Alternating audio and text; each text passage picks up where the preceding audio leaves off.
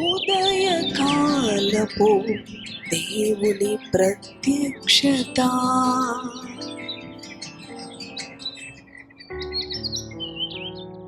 Praise the lord, హల్లెలూయా. ప్రభునందు ప్రియ దేవుని బిడలారా, ప్రభు యొక్క అత్యంత కృపను బట్టి మరి యొక్క ఉదయకాల దేవుని ప్రత్యక్షపు వాక్కులోనికి వచ్చి ఉన్నాం. మనం పరిశుద్ధ గ్రంథములను తెరిచి 101వ కీర్తన 1-2 వచనములను చదువుకుందాం.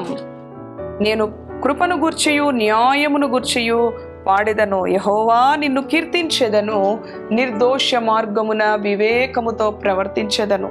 నీవు ఎప్పుడు నా యొద్దకు వచ్చెదవు, నా ఇంట యథార్థ హృదయముతో నడుచుకొందును. హల్లెలూయా. శక్తి కలిగిన దేవుని వాక్కు ఈ పరిశుద్ధ దినం ప్రభు మనకు అనుగ్రహించాడు. దావీదు భక్తుడు చెప్తున్న రీతిగానే మనము కూడా ఆయన కృపను గూర్చియు ఆయన న్యాయమును గూర్చియు మనము పాడవలసి ఉన్నది, మనము కొనియాడవలసి ఉన్నది, మనము కీర్తించవలసి ఉన్నది. ఇది ప్రభు దినం. ప్రభు సన్నిధిలో పరిశుద్ధులతో కలిసి పరిశుద్ధ సహవాసములో మన ప్రభువుని ఆరాధించే దినం. మన సొంత పనుల నిమిత్తము 6 దినములు ప్రభు మనకు అనుగ్రహించాడు. ఈ 7వ దినము ఏమాత్రము మనము దొంగిలించకుండా, ఏమాత్రం మన సొంత పనులకు మనం వెచ్చించకుండా, అవును ఆ సమయంలోనే బంధువులు వచ్చారు, ఆ సమయంలోనే వంట పనులు, ఆ సమయంలోనే మరి ఆరోగ్యం బాగోక రెస్ట్ తీసుకున్నాను, అదే ఒకరోజు ఉద్యోగం మాని రెస్ట్ తీసుకున్నాను అని ఏమాత్రం కూడా చెప్పరు. ఒక్క దినము వారి ఉద్యోగం మానివేయాలన్నా ఆలోచన చేస్తారు, ఎక్కడా డే శాలరీ కట్ అయిపోతుందేమో అని. కానీ పరిశుద్ధ దినం ప్రభువుని ఆరాధించే సమయంలో ఆయన సన్నిధికి చిన్న తలనొప్పి వచ్చినా, కడుపులో నొప్పి వచ్చినా మానేసి ఇంట్లో కూర్చోడానికి ఇష్టపడుతూ ఉంటారు. అట్టి రీతిగా ఉన్నవారంటే ప్రభువుకి బాధ. ప్రభువుకి మరి ఏమాత్రమును కూడా మహిమను ఘనతను చెల్లించని వారు, ఆరోపించని వారు అట్టి రీతిగా ఉంటారు. కానీ మన ప్రభు యొక్క మరి బిడ్డలం, ఆయన యొక్క రక్త సంబంధులం మనం. ఆయన నీతి చేత, ఆయన పరిశుద్ధత చేత, ఆయన కృప చేత మనలను ఎన్నుకున్నాడు ఆయనను ఆరాధించడానికి.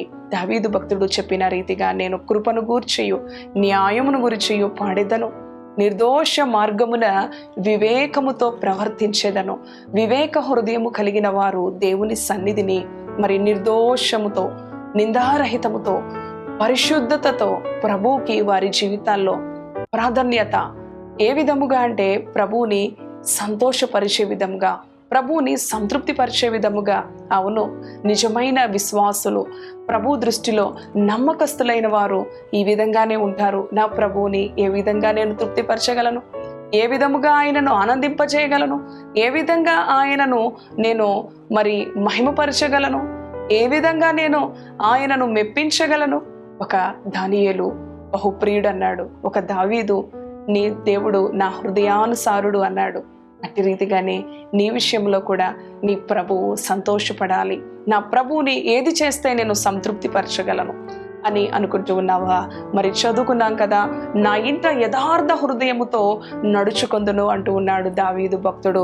అవును ప్రియ దేవుని బిడ్డ, నీ ఇంట, నీ జీవితంలో, నీ హృదయములో, నీ ఆలోచనల్లో దేవుని ఎదుట యథార్థ హృదయముతో, నిర్దోష మార్గమున మరి వివేకముతో ప్రవర్తించే ఆ అనుభవం నీవు కలిగి ఉండాలి.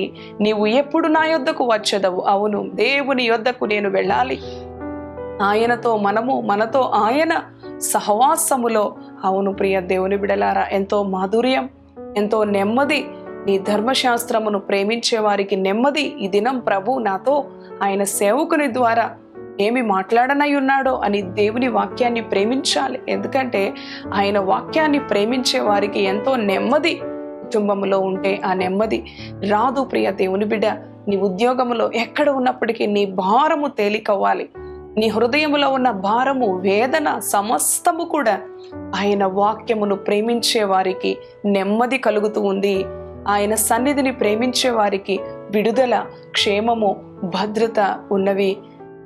అట్టి రీతిగా దావీదు భక్తుడు నీ కృపను గురించి, న్యాయం గురించి నేను పాడేదను, కీర్తించేదను అని పలికిన రీతిగా నీవు కూడా నీ ప్రభు కృపను గురించి, న్యాయమును గురించి, ఆయన ప్రేమను, ఆయన గొప్పతనమును గురించి ఆరాధించడానికి, ఆయనను ఘనపరచడానికి, నీ ఆరాధనతో నీ ప్రభువుని సంతృప్తిపరచడానికి వెళ్ళడానికి సిద్ధపడు. ఎంత మాత్రము ఆలస్యం చేయకుండా కుటుంబ సమేతముగా, ఎంత నీ యొక్క శరీరము సహకరించకపోయినా ప్రభువా నీ యొక్క దక్షిణ హస్తము నా పైన ఉంచు అని దేవుని సహాయాన్ని కోరుకొని దేవుని సన్నిధికి వెళ్ళు. ప్రభు మెండైన ఆశీర్వాదం, ప్రభు యొక్క ఉపకారములతో, మేలులతో ఆయన నిన్ను అలంకరిస్తాడు, ఆశీర్వదిస్తాడు, హెచ్చిస్తాడు.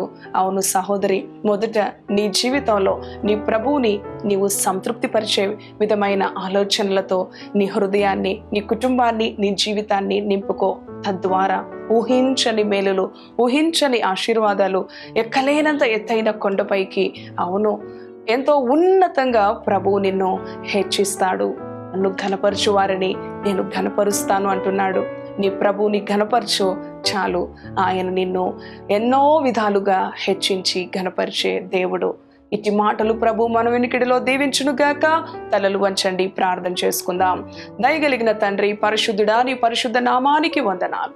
ఈ ఉదయకాల ప్రత్యక్షపు వాక్కు ద్వారా అవును నాయన, ఈ పరిశుద్ధ దినము నేను కృపను గూర్చియో న్యాయమును గూర్చియో పాడేదను అంటూ ఉన్నాడు.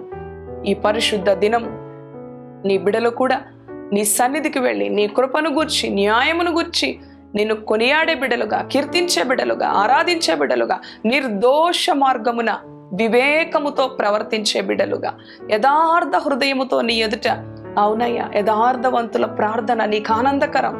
యథార్థవంతులే నిన్ను సంతృప్తిపరచగలరు, యథార్థవంతులే నిన్ను ఆనందపరచగలరు.